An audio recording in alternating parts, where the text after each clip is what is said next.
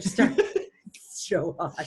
It's so hot in this brand new studio. It's a good thing we're committed to this damn show because it's 40 damn degrees. Yeah, so don't expect this episode to be very long. We are in a new studio. We built, well, do we want to reveal behind the curtain? I don't know. We? That Jenna built? I built a studio in my kitchen. Yeah. So if we sound better, that's why. Right. It's very makeshift, but you wouldn't know. Look at us. We look like we're in a back normal at studio. Producer John's. Yeah, exactly. But unfortunately, we're not because it's still coronavirus. Right. It is really hot. Oh, I think I woke up with heat stroke. Really? Yeah. And you have an air conditioner in your bedroom. It just wasn't working. I think it was too humid last night. And I woke up and I was so dizzy. I was covered in sweat. I felt so sick, nauseous. I canceled my tennis plans. Oh my God. I know. But she didn't cancel this recording, people. You see? Commitment. No, I woke up, had some water, felt better. I thought we were just had some wine. It's your layout because I recently got an air conditioner. I don't know why I put it off for the past 3 years, but because I'm cheap, that's why. And this year someone gave me one. So, but my apartment is very small, but it's narrow. So I'm able to put it in my bedroom and blow fans. So it actually cools the whole place. Aren't you jealous? Well, that's because your apartment's just so much tinier than mine. It is. But it's cool. So anyway, I wonder if we lose any weight in this heat. Oh, you have to. You're not eating. I'm not eating. No, not really. Food is just the major turnoff. Anything I want is crisp. But you're not working out either. No. Because it's too damn hot. You're just sitting there like a blob. The thing is the key is don't move in this type of weather. Wetter. Oh God, and we've only had 2 sips of wine. Right. All right, so we're guest list on this episode. We're guestless? Guestless. Guestless, which is why we're so sloppy. Yeah. We have no structure. We ran out of guests. No, that's not true. No, we're planning something really fun and exciting. So in the next little while, there may be some weeks where we have very short episodes. Maybe we only have one week because we are working on something and it takes a lot of time. And both Jesse and I do work as well. So, Yeah. What was I going to say? Be patient. Be patient. But we actually got a listener say that they want us to do away with guests. They're like, get rid of the guests. Go back to you two. Right. Well, there will be the project we're coming up with will be a mix of guests and us alone. Okay. Ooh, there's a tease. Yeah.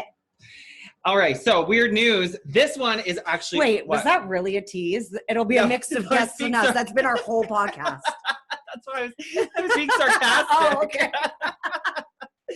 Okay, this is a good news story to start. Everybody who has been gaining weight or eating too much in quarantine, it might not be as bad as you think. Science has determined that people can eat insane amounts of food once in a while without gaining weight. The key is once in a while.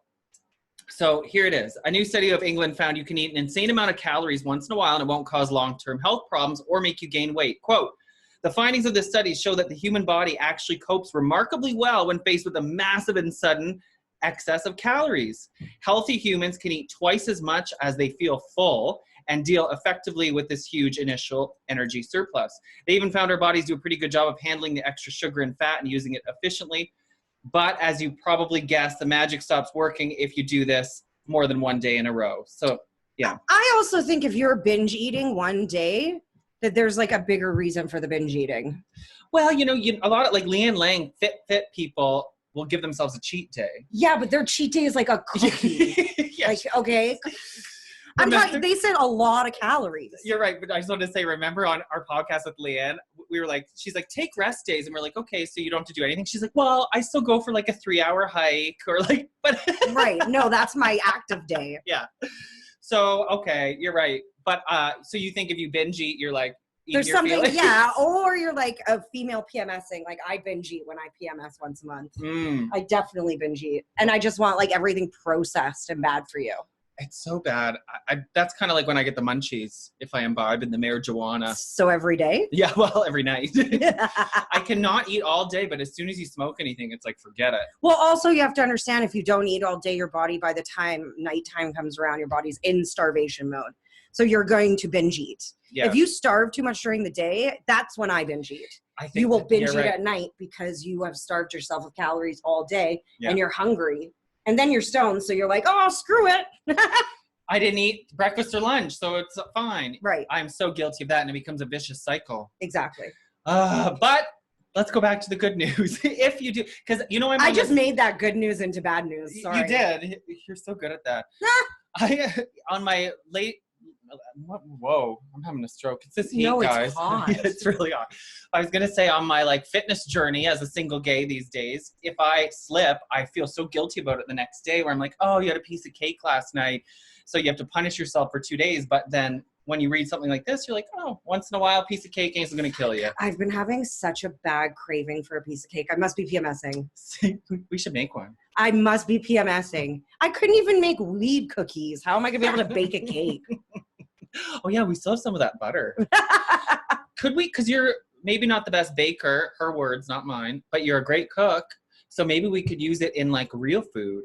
Right? What's that Netflix show you were telling me about? Cooking with cannabis.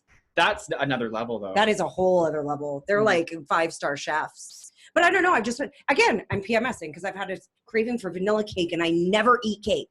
Vanilla too. I don't like chocolate. It's too rich. Really? It gives me a headache. And I got you vanilla cupcakes for your birthday because they were out of chocolate, and I would have picked chocolate. So Thank you, universe. There we go. I wouldn't have picked you as a vanilla. That seems so basic for you. You know what seems pretty basic right now is this episode. Do you think so? Yeah. We're talking about cake? I don't know. All right. Maybe it's because we were so used to like having guests with like exciting questions that this is like. It does feel a little bit like we're flying blind because we're not prepared. Like especially lately with some of our higher profile guests like Juicebox, we have to submit questions for approval so we know exactly where the episode's going. Yeah. But now it's like the early days again where we're just mixed with the heat, mixed with the wine in our brand new studio. There's too much excitement going on. I think the problem is we're not drunk enough because we just started drinking. I'm drunk on heat. Oh, like you started early? Yeah, I'm drunk on heat too. Yeah. But remember back when we would record at John's, we drink like a bottle and then start recording. And so it would just be normal hanging out. Right. So let's stop trying to be professional, you stupid bitch. Next headline, a couple having sex in a bush gets spanked by an angry old woman with a wooden spoon. I used to get spanked with a wooden spoon. My mom used to spank me with a wooden spoon when I was a kid. My mom would threaten, and but my she grandma. Never. But did you actually? Oh, my mom once broke a wooden spoon over the top of my ass. Oh my God. Oh yeah, Asian parents, man. Well, I do believe in a bit of violence when it comes to parenting. A little bit. You can't say that in 2020. Well, there's a difference, but you can't say shit in 2020, so I'm saying it. There's a difference between abuse and a little physical punishment. Right, a little tappy tap tap. You just want to keep moving it. Okay. No, I mean, but the thing is like all I knew was pain when I was a kid because I was an only child. I was an only child, so you can't put me in my room by myself. That's how I spent most of my time. Yeah. You know, I could easily entertain myself. So my mom would smack me with something. And flip-flop, hairbrush. And it probably worked. Well, look at how I turned out. Just fine. I'm not exactly disciplined. Well, think of dogs, okay? When you're training a dog, they're like, don't hit your dog. But you tell a dog 500 times and they finally learn. Or you hit them one time and they don't do it again. I'm just saying. The mother dogs use force. A little bite here. We're going to get canceled now. I'm not telling people to beat your children. No, and listen, I had some horrible things happen to me as a kid. And I don't agree with violence when it's abuse. But, a spanking's different, I think, than violence. Yeah. You don't want to hurt them. You just want to startle them. A little sting. Okay, so where are we going with this? Oh, yeah, the old woman with the spoon. No, I'm sweat's trickling down my back. Well, I bet it was for these people in Russia who decided to have sex in broad daylight. And someone who saw it took a video, and the video shows an angry old woman interrupting them when she walks up and starts spanking them with a wooden spoon.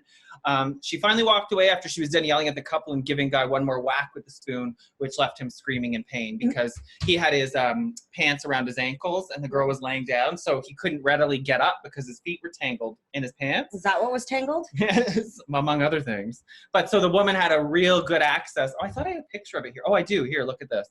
The woman was able to get a clear aim at his butt.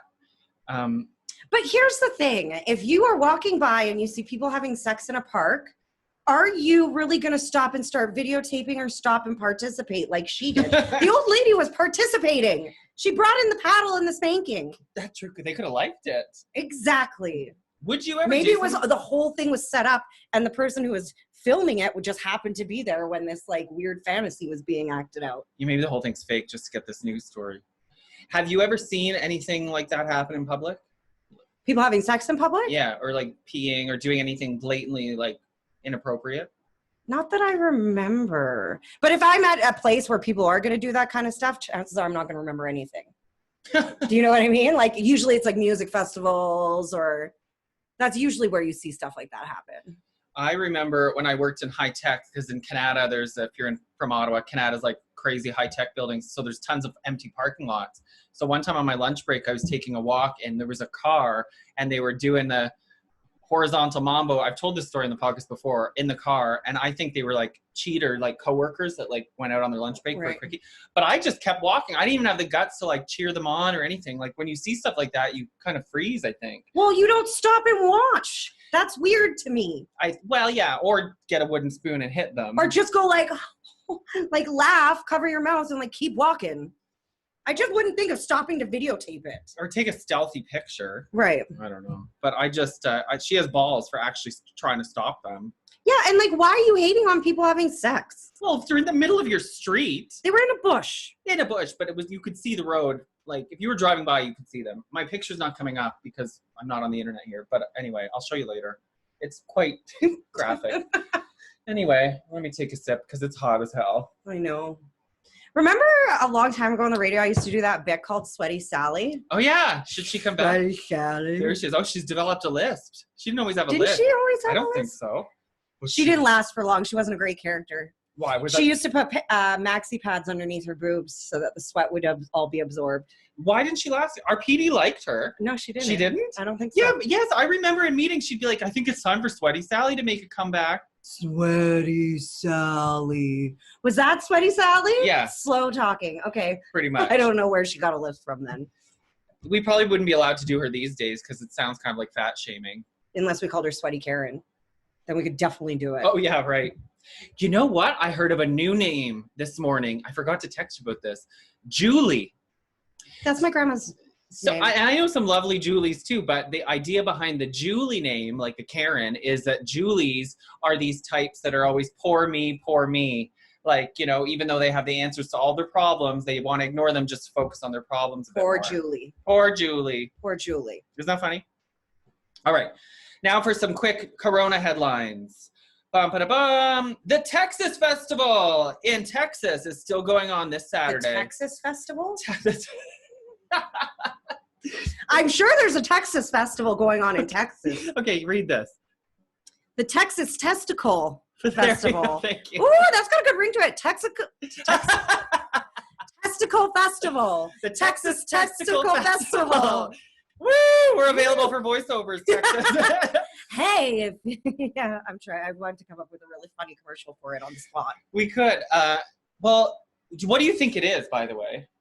What do you think the Texas text? I think I honestly, knowing Texas, I think it is for dick measuring contest for bulls. Or a ball like measure. Cattle. Interesting theory. Cattle. Testicles for cattle. For Texan cows. Wrong. Prairie oysters. It is when people get together and eat different animal testicles. That was going to be my first guess originally, but then I was like, Texas, are they really that like outgoing? Yeah, I guess so. I was. Have you ever eaten testicle? Well, not chewed and swallowed, but you know, well, I've swallowed. But not chewed. Yeah, right. I was disappointed. This was underwhelming. I thought it was going to be like a gay thing, like actual human testicles, like a group sex thing. They would just call it a sex festival. Or I'm sure it'd be like gay in there or something. You're only allowed in if you have testicles? Yeah. And no way that would be allowed in Texas. Aren't sex toys illegal there? No. Well, where do you get your facts? I don't know. You, mostly. No. So I don't know. I've seen bull testicles as food. I don't know what other kinds of animals you would. Well, I know that in like the prairies, they call them prairie oysters. That's the name for eating testicles, cow testicles, I believe. All right. So okay. The weirdest thing I think or the closest organ I've gotten to the testicle would be gizzards. That's intestines? I think it's stomach lining or something like that. No, I've had tripe too. That's stomach lining. Yeah. I think. Yeah. Tripe is stomach lining. Would you eat a bull testicle? If it was cooked properly with like spices and stuff, yeah. And as long as no one told me what it was until after I ate it. Yeah, because, you know, if assuming that's where semen is stored, like on humans, would it taste like? No. Because would they have to drain the balls? Like, I don't know. I don't know how that work. Maybe it all dispenses when you die. Oh, like your fluids all leave? Like Yeah. they say you pee and poo? Yeah, I guess maybe. If you die naturally. This is such a dumb conversation. Okay, so I still can't believe us right now. At least this might go down in history as one of our like worst. I really don't think it is. I think it's better than you think. Are you? I always think. Yeah. Okay, so a study in France found the secret to beating the coronavirus might be cabbage. Hey, we're kind of having that for dinner. Oh no, we're having I eat cabbage every day. kimchi. Yeah. But it's like rotten. It's fermented. I think this has to be fresh. Okay, this is what it says. There's a specific compound in our bodies that helps the virus spread, and the specific antioxidants found in cabbage and cucumber help stop the spread. So I eat both. good. Maybe that's why we don't have coronavirus. Coronavirus. Speaking of Karens, one at a Verizon store in Sacramento was asked to put on a mask, and she responded by pulling her pants down and peeing on the floor. That's how I respond to everything that I don't want to do. You know, like, isn't that super logical? I mean, you know, people say that those that are sheep and they wear masks just like follow everything, when really the smart people are the ones that are independent thinkers. And when they get mad, they don't just get mad and storm off. No. They whip down their pants and piss on the floor in front of you. Because you know what? It's their right to do that as Americans. Or if you're Canadian at a Tim Hortons, you shit and then start whipping it at the employees. Apparently. But like, that's the thing, is all these people saying like, we're insane for wanting to wear masks. Yeah. Like, you're the ones acting like fools right now. Like, literally Totally. crazy, screaming, hissy fits. Do they act this way when people ask them to put on a seatbelt? You know? Right. Or anything like that? Right. I just don't understand how it's an infringement on anyone's rights. My right to breathe. You can still breathe, bitch. Did you see that video? Some doctor did a marathon wearing a mask, running, and he was like, I didn't pass out. There are surgeons that have hours and hours in surgery that wear a mask. Would you rather they not wear a mask and instead pop a squat and pee on the operation floor while you're getting operated on?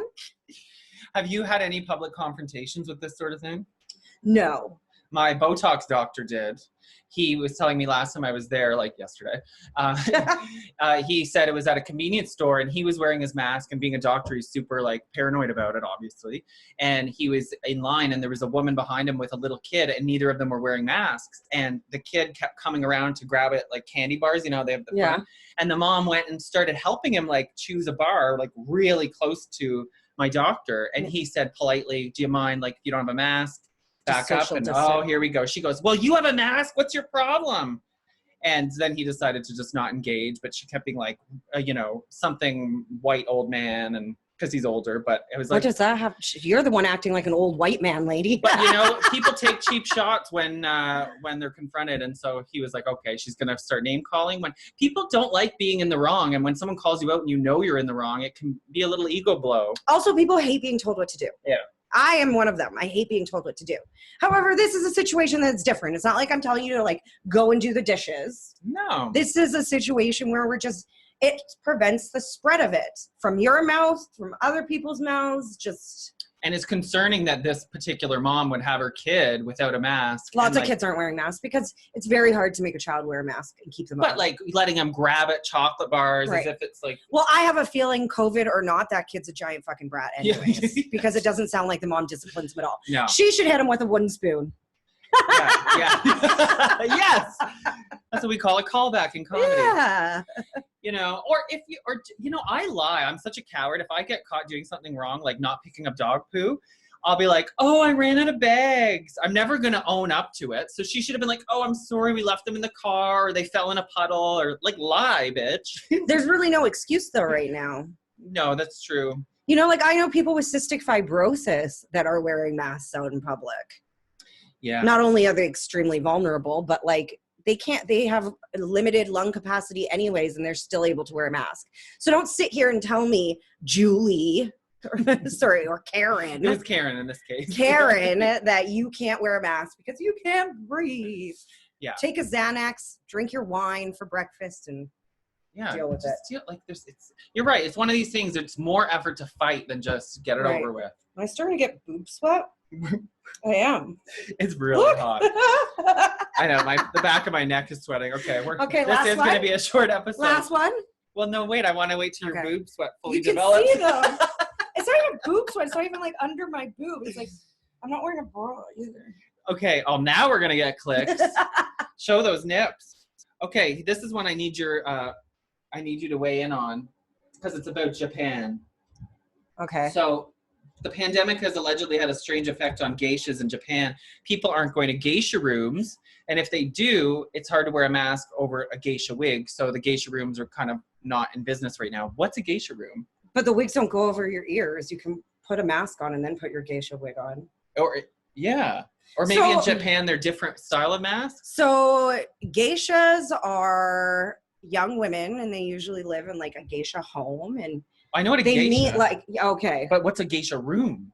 Like a room full of geishas? Yeah, that's I think where the men go to like meet these women so they can decide which women they're gonna buy, essentially.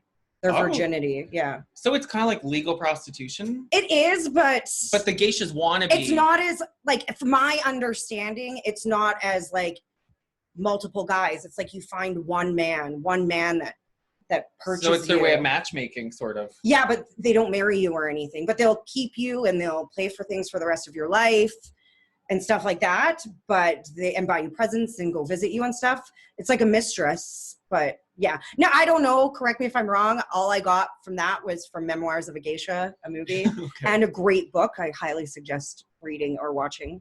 I would like to be a geisha. Right. It's not as glamorous as it seems in the movie, at least. So I don't know. It's kind of one of those weird, is it prostitution? Is it not? Is it, you know? Well, maybe then another reason you can't wear a mask is because they won't be able to see your face. So how they choose which one they like. But they do like that weird modesty. So geishas spend their whole life as young girls learning all these different varieties of dance and different classes. That's what they do their whole life. And one it is dance, like fan dancing. Oh, nice. Yeah. All right. Yeah. Ice cream. We could use some right about now. I haven't had ice cream for like 10 years. Because your lactose issues, right? I want to try it again because you know how sometimes like allergies or it's like a one-time off, but I don't want to risk it, you know? What was I saying about ice cream? Oh yeah, sales are up, blah, blah. A meeting about whether to make kids wear masks in school had to be postponed because too many parents showed up without masks on. It's America. You know, that is America. Where was this? Utah. All right.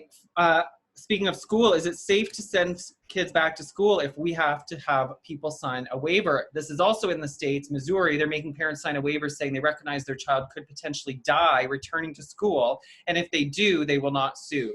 I feel like that's always been a risk. Yeah. Or like you send your kid and trust them with when the ratio is like one child per like 100 students or one teacher per 100 students, or field trips like you've always right, or then when they walk to school in the morning getting hit by a car, like everyone needs to just calm down a little and let's use our common sense, you know. Yeah. Where are you going with a prepped lunch? Having a picnic? You just got a text. Yeah, no, my friend, he's being a doll because it's so hot in my apartment. They've given me a space in their spare room that I can go and work during the day. Oh, nice. So they prepped a lunch for me as well. Oh, look at you, little kept woman. I know. Kept by gays. We got you, your fairy gay mothers. Hey, I was even wearing this shirt at your birthday party. All right, final one. 59% of people with gym memberships have no plans to renew them. 59. I'm one of those, I think. I'm starting to think that way. I'm leaning more and more towards that. However, I feel like when the weather starts to get bad again. Like cold? That I might change my tune because I'm doing a lot of biking, playing tennis. Yeah. Playing baseball is about to start again. Right. So I'm a little nervous that, so I think for now, this summer, it's a no-go. Yeah. But as soon as the snow and it gets cold, then maybe.